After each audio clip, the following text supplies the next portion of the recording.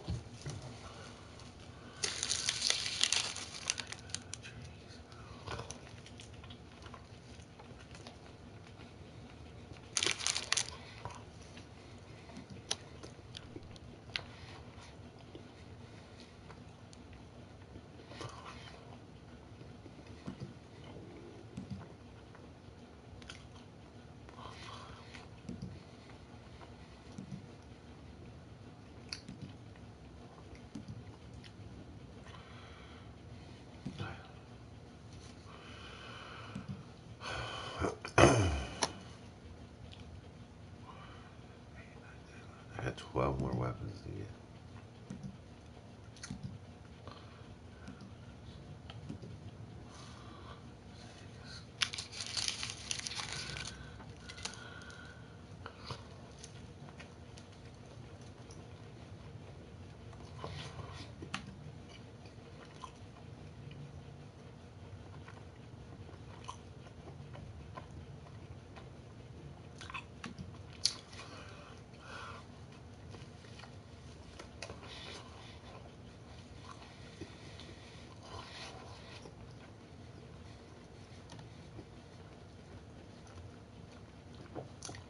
No more.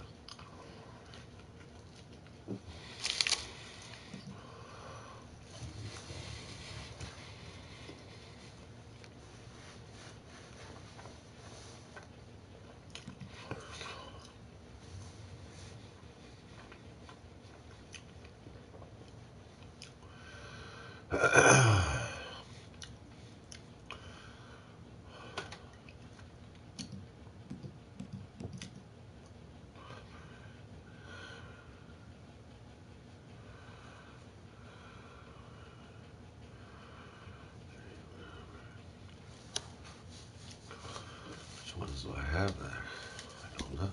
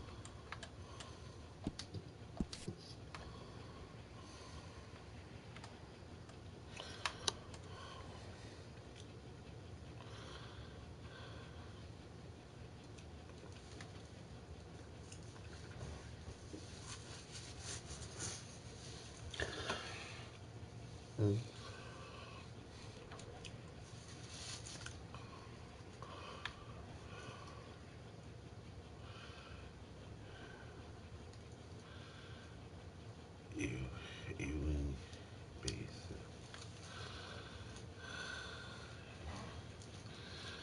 Ewing Basin.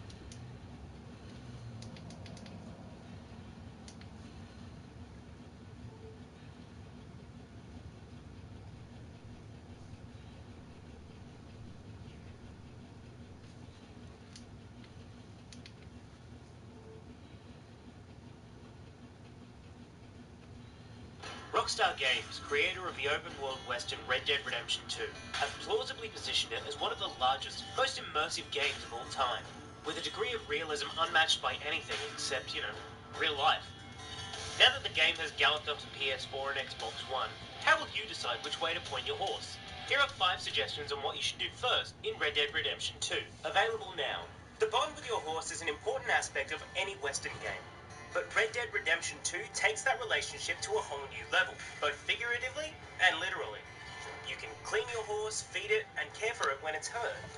Beyond providing an emotional connection with your ride, pampering your horse provides you with tangible benefits. A happy horse will perform better during firefights, carrying animal carcasses back to camp, and respond to your whistle from a greater distance. Be careful though. If your horse bites the dust, it's gone permanently. So bear that in mind before you decide to barge into a firefight in a blaze of glory. Red Dead Redemption 2 boasts a mind-boggling 500,000 lines of dialogue, which when paired with the game's upgraded honor system that tracks how other characters perceive you, means you can approach any situation pretty much any way you see fit. So when you enter that saloon, it's entirely up to you whether you want to shoot the piano man in cold blood or buy a round of drinks for everyone at the bar. The game will react realistically whatever you decide to do. The realism of Red Dead Redemption 2's NPC interactions extends to the shops and traders you'll encounter in the world. You can interact with anything available for purchase in a store, and if you shift to first-person mode, you can even manipulate an object in your hands, making it easier to tell if the shopkeeper is trying to sell you an already opened can of beans. If you play your cards right, some of the shops even have secret areas you can access where more illicit goods are sold. Hunting was a favourite pastime in the original Red Dead Redemption, and here Red Dead Redemption 2 ups the ante as well. Improved and diversified combat will give you a lot more flexibility in how you approach your game, but the process is far from over once you bring down a beast. You'll then have to skin it, roll up the pelt, and lug both it and carcass on your horseback to a butcher to get it chopped into sellable parts or simply sell it whole. And you better do it quick. The carcass will begin to rot over time, reducing its value when you bring it into town. Not to mention that the smell may put off any potential allies you encounter. Finally, it's important to remember that while you may have a cascade of blinking icons on your minimap alerting you to what you can do next, you're perfectly free to ignore them all and just take in the wide open sky of the American West. That's the beauty of an open world game. And Red Dead Redemption 2 is astonishingly beautiful. So when all else fails, pan the camera around, set your sights on something interesting in the distance, give your horse a pat, and ride off into the sunset. Red Dead Redemption 2 is now available on PS4 and Xbox One.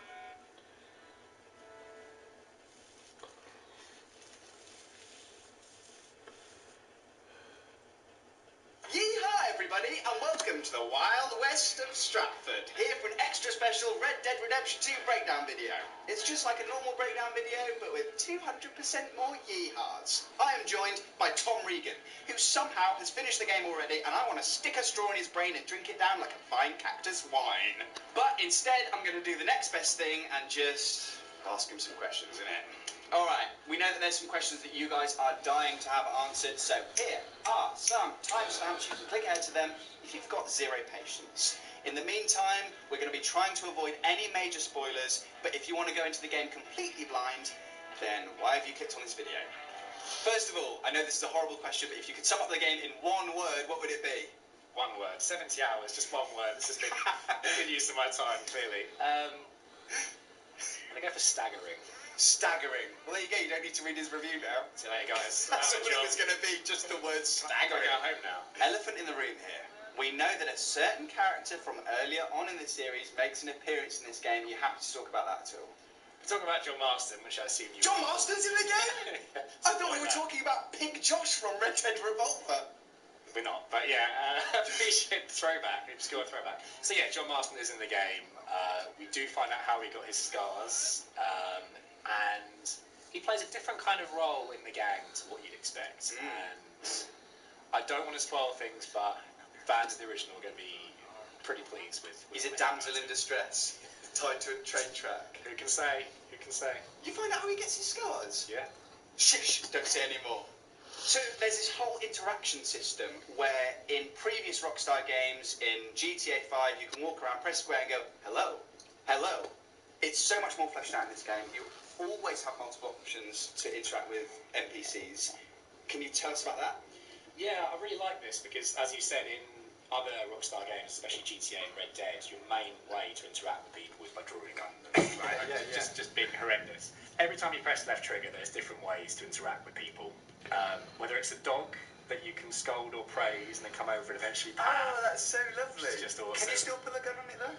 If you wanted to, yeah. Thank I goodness. actually was just rolling through a farm, just taking in the sights, having a great time. Someone started shooting at me. I went to pull my gun, got off my horse, and a dog just went for my throat and took me out. I got a little spaniel. You should praise him. Yeah, I should have praised him. But yeah, what I like about it is when you're riding on the dusty trail, you just encounter people. You can greet, antagonise, rob. If someone comes over to you, if you bump into their horse and start trouble, you can diffuse, antagonise. And when you're just in town, you can again greet, rob, and do that thing. So it's really nice. You hear different dialogue from different people. Some people just look at you weirdly if you say hi. Really? Other people will say something. Women might flirt with you. So it sounds like they've smashed it. Yeah, I mean, Again, it is a video game. There are limitations. Not everyone's going to have a fully fleshed out story, but it really drags you into the world and makes you feel like they're individuals that you're speaking to. When I interact with people in real life, I either greet, antagonise, or rob. So it's so clever that they've made it so realistic, so real to my life. I mean, when I see you go out for lunch, you often just go howdy and then just bump into people. So you're going to love it. And so, like 60 hours into the game, where there's still interactions and still little voice lines that you hadn't heard before, it kept surprising you, and great to hear that. Okay. Yeah, I think as well with that, like the original, there's side quests, right? Things happen organically through the world, and by the end of the game, there are a couple of things where I knew what they would do. You know, in the first game, you kind of got an inkling when people were going to rob you and when things were wrong. There were a couple of things like I saw a couple of people trapped in bear traps. I knew by the sound what that was. Sure. Over 60 hours, that was like 2 or 3 different incidents that I knew would occur. Okay. It's pretty impressive. Yeah, pretty impressive, dude. Yeah. Explains why it's a 90 gigabyte game. Yeah. Crammed full of content. Okay, next question. The moment-to-moment gameplay. I imagine the vast majority of it is going to be riding a horse, walking, shooting, maybe a bit of punching. What's the variety like in the gameplay? So, there's a lot of riding. Obviously, I'm playing this game very differently to most people because I had, your eyes closed.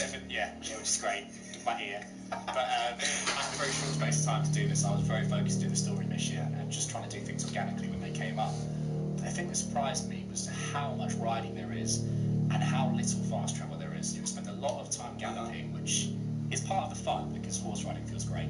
And the vistas are stunning. This is one of the best looking games I've ever seen. HDR, complete system seller. You need to get an Xbox. Well, that's question 8 ruined. Cheers. Thanks a lot, mate. Saving you more time. Timestamps. Don't worry about those. But yeah, the thing we're doing the most is horse riding. Combat is very similar to GTA. As you remember it, lock to cover, you can shoot. You've got the red eye from the previous game. Yeah. I thought the controls are kind of clunky initially, actually, but as you level up your characters by doing things, like if you keep running, your stamina bar goes up. Oh my god, they've got that whole sort of RPG-like thing from San Andreas. That's bad. Yes, yeah, exactly. Oh, and that was really nice. Shooting, there's a lot of shooting.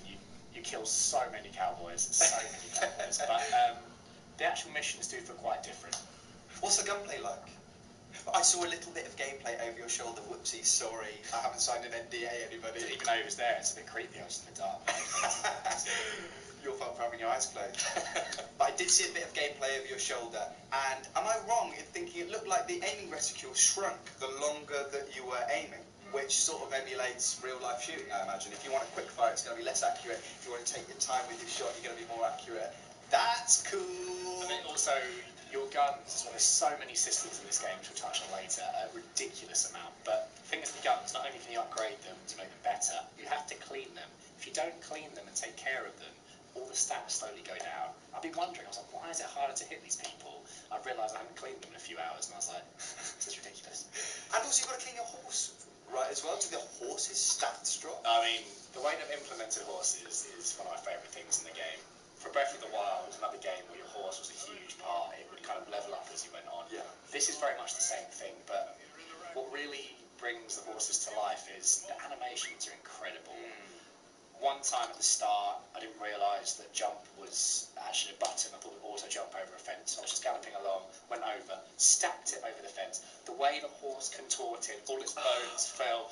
It kind of fell on the floor, neighing in pain. I felt awful. I felt like a terrible human being. So what you have to do is, over time, there's things that help you and your horse bond grow, which increases stamina, health, and all that. Which is you can pat it, you brush it, Can you feed it? yeah, you feed it, yeah. Can you give it compliments? Yeah.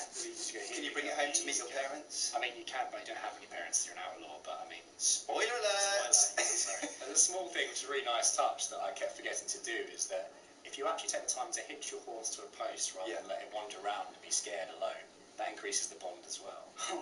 Cool. And when it's hitched, you can come over to it, target it like left trigger, just like you would a person, calm it, pat it, Rob it. Right, yeah, you can rob it, antagonise. Give me a little shoot. You can actually punch your horse if you wanted to get away in a situation where you know. To save it, you can give it a slap on the rump. It's the same melee button. Is it? What? That's... I accidentally. Sorry, a second ago you felt sorry for it because it fell over and now you're giving it a I thump. accidentally punched it in the face and it was like. Oh, that's amazing. But again, like more tangent on the horses, but so I had you name your horses and you bond them and you keep them in the stable. When you upgrade, Bojack? Yeah, Bojack. Classic. Bojack and Bojack the second. Both died, and you get an item called a horse reviver to revive them. But if you die at the same time as the horse, it's gone. It's A gone. horse reviver? That What does that well-known look like? tool. What is it? A syringe. Is it in the game? It's a syringe? Yeah. Oh, that feels very like a video gamey for a Yes. Rockstar game, doesn't it? Weirdly, the only very video gamey parts of the game are the horses. When you go to a stable, when you see a horse in the wild, which you can do, Yeah. sometimes you'll encounter someone trying to tame a wild horse and it just runs off, and you can choose to go catch it and tame Oh, it. that's so cool. Once you've studied it, you can see its stats. And outside of the guns, that's really the only stats you see in the game. Oh, that's so cool. Great, so guns and horses are given the video game treatment. Yeah. Great, awesome. Yeah, I mean, one of the best things about the first Red Dead Redemption was the animation on the horses and their muscles, you saw muscles tense. That's the one thing that everyone remembers, so it sounds like they've doubled down on that, which is a good idea. And they're constantly shooting fans of that. Did they use the first one? Yeah. We can't say that, can we? Did they do? I'm pretty sure it was the first. Now they're always doing it. Just punch it back in. Hey, would you look at that? It's time for another question. Do the actions that you perform in the game have a larger scale effect on the entire world? Yeah, so like in Grand Theft Auto and Red Dead before it, there's the basic thing of if you cause trouble in a town, if you get seen robbing, murdering, assaulting people, you're going to have a bounty, you're going to get wanted. Interesting thing is that when you get quite wanted, it changes the whole game world. People will come out, you know, you're riding around the same gorge you've always ridden down, but this time there might be a gang of mercenaries hiding on the mountains and stuff. God. And it's not That's just the coolest thing I've ever heard in my whole life. But it gets better because it's not just that, not just punching someone. Every kind of action you do seems to have a morality thing. So you get, say for example, there's a blind man on the street, you give him $1. That's fine. If you find $1 back then? Yeah, there's a lot. I've given him a briefcase of cash. Pretty much. Out my house, out my horse. Yes, if you see a woman, say, who's her horse has died or she's got lost in a wagon crash or something, and you choose to take them back to town, they might reward you with cash, but ultimately you get a nice plus point in morality meter. And it also kind of affects how you handle missions and stuff, because you get choices. Some characters you walk over to them and they'll say, hey, I really need some help here, I want to do this. You can accept or decline. Sure. And there are big moments in the game where you can choose to approach a mission a certain way. And what I like about it is it's not always clear which is the good choice, which is the bad choice. It's just a choice. And be interested to see, I haven't replayed the missions yet to see how that affects it, but yeah, you feel like everything you do kind of adds up, and it feeds into the game's theme, because once you've been bad, it feels like it's a lot harder to redeem yourself, to gain redemption, and it's easier to just then throw caution to the wind. So in a game that you're playing a cowboy outlaw, it feels like it may be punishing you for behaving immorally. Interestingly, right, so early on, you don't have a lot of cash, and when you do cause ruckus, you cause trouble in town, you don't have the cash to pay off those bounties, and you're gonna have a lot of trouble. The music changes, it gets more tense, you know. Can you give us an impression of that music quickly? First it's like, and then when things get bad, and it's like you know, wrestling's happening. Whoa, what have you done wrong? Oh no, yeah. Oh god. Yeah. Sorry, I'm a bit on edge now. Can I have the nice music? I'll bring you back. But that's what I really like about it. One of them, it did annoy me though. Say you're on a mission, or someone attacks you and kills you. For me, I'm just a bit OCD. One thing I'm really OCD about video games is I always loot people. I want to get all their stuff. If they're dead, You want to get that $1 back off that homeless guy? I want that back. yeah, I want to get whatever they've got. What annoys me is someone starts a fight with you, and or whatever, you kill them, or even if you kill someone on a mission, but they're deemed a good person, you loot their body, you get a bad point. That wound me up a little bit. But I mean, that's just like real life. If you're going around robbing dead bodies, you're not a priest, are you? They're already dead. Ooh, someone's been in the Wild West too long. Just watching you in the lunch breaks. You're staring at my pockets during dinner, going, I can't wait to get out of there. Right, next question. Enough fun. We're here for serious answers quickly. Hey, mate, here's a question I've just thought of off the top of my head. Go for it. Do you feel the game utilises current gen consoles to their fullest? Yes. I mean, it's no secret that this is Rockstar's first attempt at using current-gen consoles.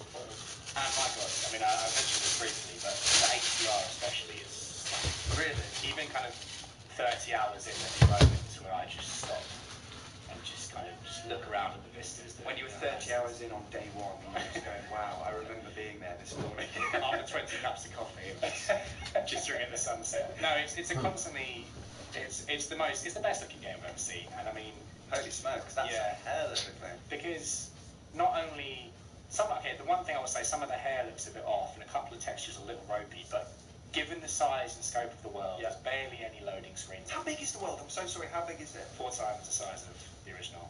Get out of Dodge! Yeah. That's crazy. It's 4 times. So I've completed It's the too game. big.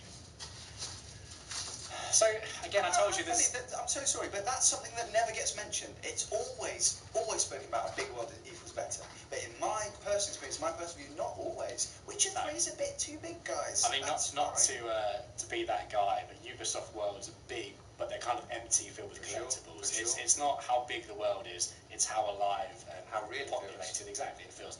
You want a big world because you don't want to feel the edges. That's the whole idea, right? Exactly, and I think what Red Dead, again, it's just attention to detail in every aspect of it. It feels huge, and it works because not only is there an insane amount of attention to detail in it, but the different biomes and areas you go to are so varied that it keeps it fresh. Every time I start to feel like, I'm in another kind of dusty bit, I'm shooting some guys, suddenly it would change. I don't want to spoil the biomes too much, but there's a swampy bit, there's a snowy section, it just feels like Someone that doesn't want to spoil the biomes, you sure just have. There's a couple of biomes for you, but yeah. Is there a lava biome? Amazing. So no performance. So there's no performance hitches, performance issues. How's the frame rate? Rock solid. Rock solid from Rockstar. Great. Glad to hear it. Dude, Friday cannot come fast enough. I never pre-order games, guys. I never do. But I pre-ordered this a week ago, so not that impressive. All right. Next question. You've now finished the game, obviously. And I know you haven't touched the side missions yet, or really you have a little bit. Dabbled. We've dabbled in the side missions. a bit of side here and there. Dip your toe in a little SM every now and again. But but after you finish those side missions, do you feel like there's enough going on in the world that you will want to revisit it, that you'll feel compelled to come back to it and mess around in it, much like you do in a GTA game, San Andreas, GTA 5? Years later, you still just want to go around and ride around on a quad bike. Can you imagine that this will be the same with Red Dead Redemption 2, the game we're talking about now? Yes. Mainly because, as I said, it's such a stunning world. The attention to detail is just... I mean, the way I'd see it is, when The Witcher 3 came out, people went, oh, wow. Yeah. The way they've done the storytelling, the way the world feels, this has really raised the bar. This is the first game since then that I'd say has raised the bar again. I think oh my god, Breath of the Wild did that in one way, like really, failed in voice acting, etc. This is just... would you say this gives you the Witcher 3 wow experience? Yes, yeah, it's... If you can see we're at the end of a generation, it feels like it. This is kind of the peak of what this generation can do. It's, yeah. Hey, to me, it sounds like it might be staggering. Staggering. Well realised, authentic. How many words is that? Hyphens. Cool, great. So wait, so the world is compelling, you want to go around in it, and you can imagine messing around. Is there stuff to, mess around with, like running away from their cups? And that kind of thing? The cups. The cops. Oh, the cops. Trying to do an American accent. The cups. Yeah, so I mean, there's always fun little things you can do in each city, and you're going to have run-ins with the law. For me personally, so there are things which I'm sure we'll go into a bit later, ruin your questions, but hunting, legendary animals, crafting, things I really dabbled in but didn't have the time in my review period to do. So for me, my main focus would be tracking those down. That's what I want to do next. Lions Dice is back? Is it? No? Apparently not then. What is it? This is the best thing about Red Dead Redemption. You can play Lions Dice, the cup game with the dice, and you can play poker, and you could go and... So there's... mini games. Yeah, there are them. Again, I had no time. I saw poker, dominoes, fishing. Fishing's a thing. That classic game. Yeah, good time, mates. Hey guys, fancy coming around my stuff for dominoes and fishing? Where do you live? Well, that's probably what you do. Yes, standard weekend for you. You can go see moving pictures. There are shows. Oh, stop it. Yeah. No, actually stop it, because we're running out of time. Amazing. No, glad to hear it. So there's plenty of yeah, great. Thanks for that, mate. Final question, and most importantly, outfits. Are there outfits in the game? Are they fun? Did you manage to collect them? Were you compelled to collect them? So again, crafting is the way that you gain outfits. I didn't really do a lot of that. Sure. But I bought bits and bobs. And one thing that I got, a weird meta game, which I got really into, Sure. is when you're shooting people in the shoots out, your hat flies off, their hats fly out. I really enjoy running around collecting people's hats mid combat and just getting random hats. You can pick up hats off Yeah. the floor and just have that hat. Yeah, yeah. How cool is that in a Western movie when someone like kills someone and you go, that's a nice coat. And they wear that coat. Is there that sort of thing going on? Not coats, just hats. Oh, well, forget it then. But what I like about it is if there's a hat you really You like. can collect hats. Yeah, and if there's funny. one that you get really attached to and think, this is my jam, this is my look. Team Fortress 2 vibes. Pretty much, yeah. You can attach it to your horse's saddle because you have a satchel and your horse has a saddle which has different things. You can swap between them and it will always be there. So you come back to mission after your new hat's been shot off. And swap out Put your hats. trusty Horace the Hat or whatever you name a hat. I don't know if he names that. Oh, yeah. Cappy, there we go. That is so cool. It is. Did you have a favourite hat? I quite like the Civil The War gimp ones. mask. They look really stupid. It's the little kind of condom hats, the Civil War people. Condom They're the hats? little kind of like domey blue ones. Oh, Soldiers, yeah, the Civil War sure. soldiers would have. What did you match it with? It didn't match, that's why I liked it. Or you can get like a tombola, which is kind of Tom Regan. a Tom Regan, yeah.